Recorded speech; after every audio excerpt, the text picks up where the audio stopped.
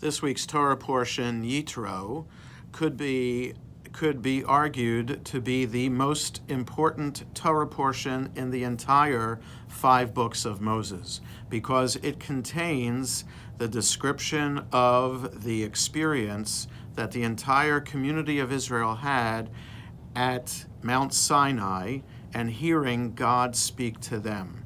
It's the only time in Jewish history, at least as recorded in the Bible, that God spoke to the entire community of Israel.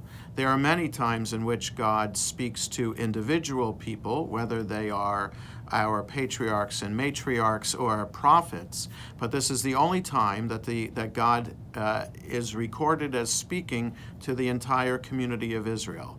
That in and of itself would be a remarkable, awesome experience, but what God told the people is known as the 10 Commandments, serving then as the basis and the foundation for who we are as a Jewish people and what makes us unique among all other religious groups in terms of our ritual practice and values and morality.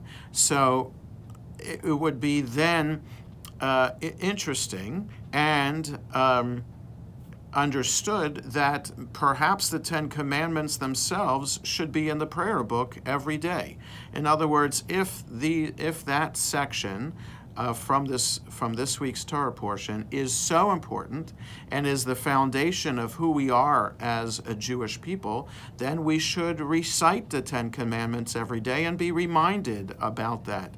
And it's fascinating that the rabbis actually said that the 10 Commandments should not be in the prayer book, because the rabbis did not want the people to then say, well, maybe the 10 Commandments is all we need.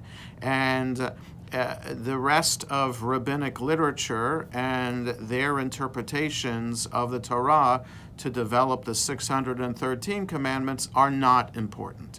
So the rabbis, in order to avoid a situation in which the people might say that the bar is set low, that all we have to do is follow the basis of the 10 Commandments, the rabbis took them out of the prayer book. So it leaves us with a question: are the 10 Commandments important, or are they not important? And what are the 10 Commandments and the experience of Mount Sinai supposed to mean for us today?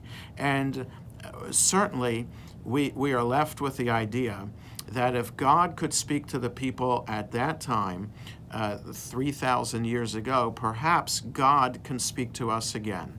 And the way that we can try to find God in our lives is through the study of Torah, and by that I mean not just the 5 books of Moses, but Jewish tradition. And through an encounter with the text, we can relive that Mount Sinai experience. Shabbat Shalom.